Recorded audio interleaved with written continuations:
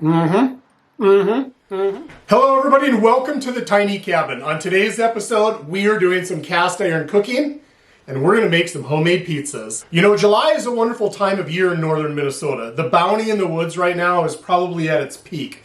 Whether you're looking for wild mushrooms, fresh edible greens, or one of the many options for berries that are all ripening right about this time in late July.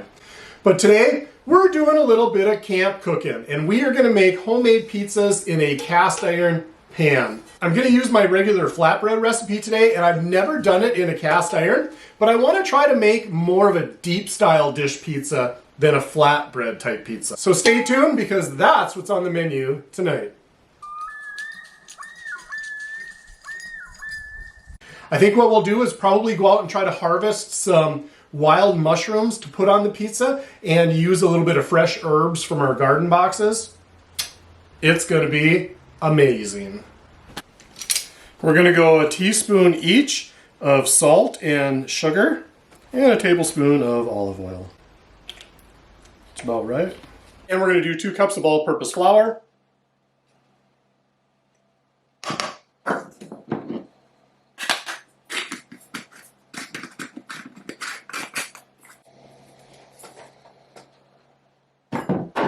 Your dough might seem a little bit dry and shaggy, but don't worry, it's gonna come together just fine. The first few times I learned this dough recipe, I was a little bit concerned that I needed to add more water, but I just kept working it and it all incorporated into the dough. In fact, this dough might be just a little bit too wet actually, so we may end up having to add a little bit more flour, but we'll make that decision when we get there. Now this is feeling a little bit sticky to me, so we're gonna add a little bit more dough here.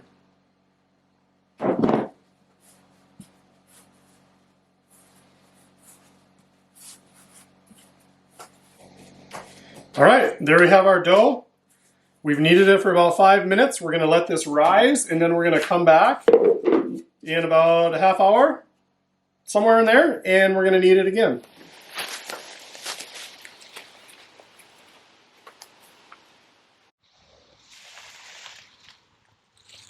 Got some black trumpet mushrooms right here.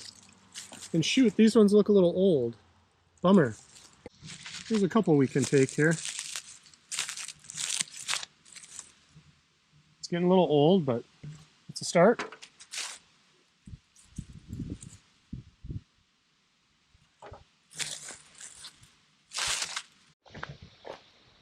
Now there's lots of mushrooms out, but the question will be, are they the ones that we want? Nope, that one is not. But I think these ones over here, are what we're looking for. Yes, these are hedgehogs. One of my top 5 favorite mushrooms. And the mosquitoes are crazy. And we don't want any of those. So I guess we're not going to have a lot of mushrooms on our pizza. But that's what you get for 5 minutes of looking though too. Got lots of nice jalapeños here. Not just for the pizza, but want to keep them blossoming. And we can always find things to do with good old jalapeños. Maybe we'll make some poppers. That would be good.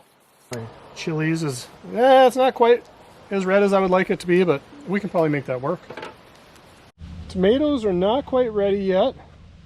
I've been eating blueberries here for the last week. They're just starting to come in. We got a few left. And I've been eating raspberries like they're going out of style. And I swear I'll come through and I'll pick everything that I see that looks good. I'll come back an hour later and it's like they've ripened just in that time. Nothing beats fresh, real berries. The stuff in the store just doesn't even come close. Grab a little bit of basil. Probably don't need a whole lot, but I want to keep the flowering ends trimmed, so we'll just trim those while we're here. And I think maybe a little bit of thyme, huh? A little fresh thyme, a little fresh rosemary. Okay, there's our herbs. There's my river dog. He's working on a nice cold frozen bone treat. he's doing pretty good in the heat. I upped his furosemide, which is his diuretic, to get rid of some more fluid, and so far he's hanging in there. We are only going to use one of our dough balls. That recipe that we made makes 2 pizzas that are probably about 12 inches, give or take. But we will not need that today. We will not need that to get it. So, let's see if we can't get that looking more pizza-like. I'm going to add some olive oil to our pan. We're going to be very ample with it. How much, you say? Well, enough. How much is that, you say? I don't know, until it looks like the bottom's covered. A little bit on the sides. It's going to do 2 things. It's going to kind of fry our dough, and it's going to give us a good release from the dough in the pan.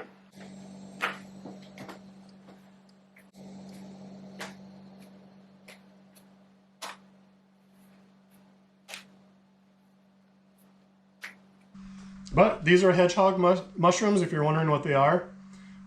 If you're not used to finding wild edible mushrooms, don't take this as a guide, because I'm not responsible for any illness you may get for picking the wrong one. The black trumpets, they looked pretty good where they were. So we'll just make sure that the inside is free of dirt or bugs. That's a little disappointing. So that's black trumpet mushroom. It kind of looks like a cornucopia. Remember those things for Thanksgiving that you'd have all the fruit in? But it's hollow, and so bugs and dirt can get down this hollow stem. So I like to open them up to make sure that there's nothing surprising in there waiting to jump out at me as I take a bite of pizza.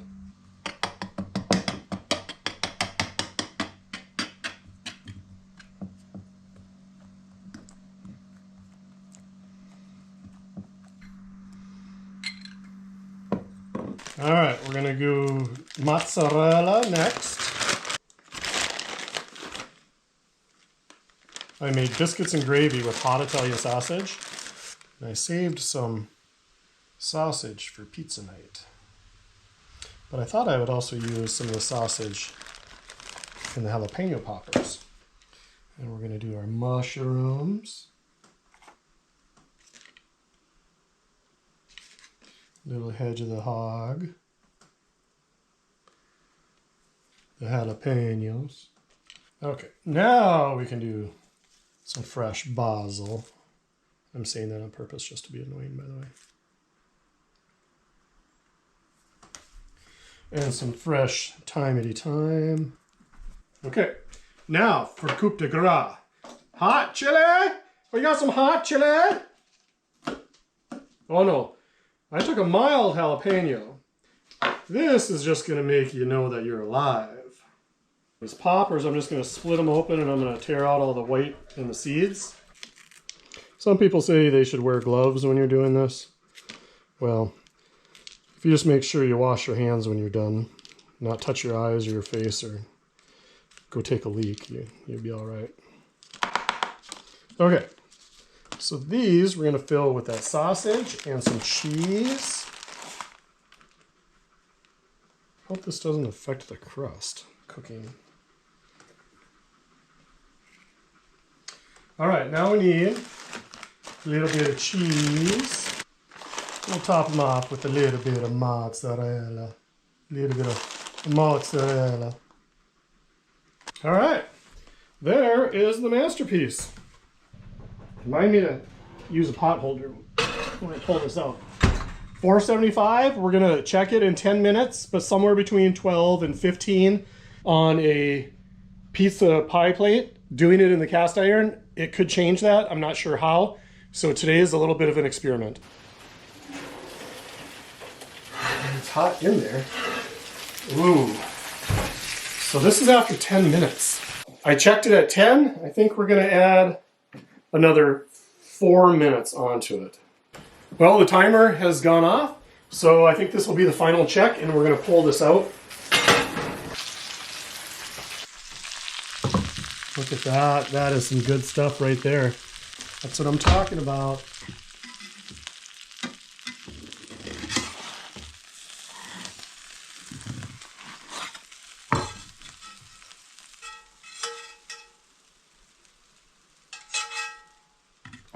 In this recipe, we tried to use as many ingredients as possible from the land, including fresh wild mushrooms, basil and herbs from the garden, and those hot and spicy chilies, and nice mellow jalapeños for a little bit of kick.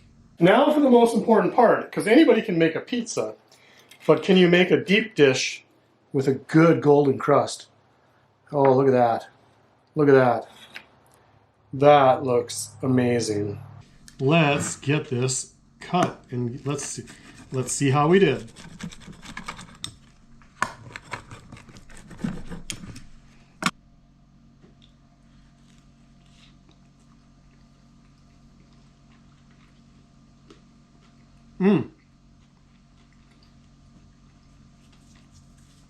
That is some good pizza. Whew. I'm standing next to the 475-degree stove, which has been going for 40 minutes in this small, tiny cabin. And it's getting hot outside, so now I'm breaking into a sweat. And the peppers aren't helping either. So let's take a look at the crust. So we're nice and brown and crispy on the backside, but I probably could have given it a little bit more time on the inside. It's a little bit softer than I would prefer. When I use this bread recipe in a pizza pan, it's more crunchy and crispy, and that's kind of why I like it, because it's kind of like a good flatbread recipe that you could throw on the grill. But today we are going after a deep dish style. So we can expect the crust to be to have a little bit more air in it, be thicker, and with that you're going to get a little bit of that bread quality. So, was this cast iron recipe good? I would give it an 8 out of 10. And I think if it cooked it 2 more minutes longer, it could be a 9. Got some of those fresh herbs from the garden, just gives it a nice little zest. And those wild mushrooms that we harvested from the land gives it kind of this depth, this umami, so to speak. This was a good day. Let's give a shot to one of these jalapeno poppers. There was 6. There's only 5. I kind of already know what I'm going to say here, just so you know.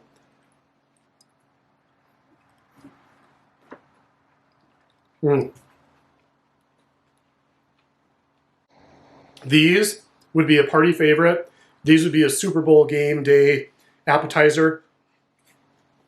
The only thing I would do different on these is so right now we have the cheese with the fattiness of the cheese. We've got the sausage with the grease of the sausage. We've got the spice of the jalapeno. I would probably put one more flavor in there, and it would either be sour cream to give it a little bit of sweetness and a little bit of creaminess, or it would be a little bit of like blackberry, grape, blueberry jelly sprinkled on top. That would make these a 10 out of 10. If you really wanted to go 11 out of 10, I would sprinkle some bacon crumbles on top of that jelly, just for the crunchy saltiness. But so good. So good. This was a win.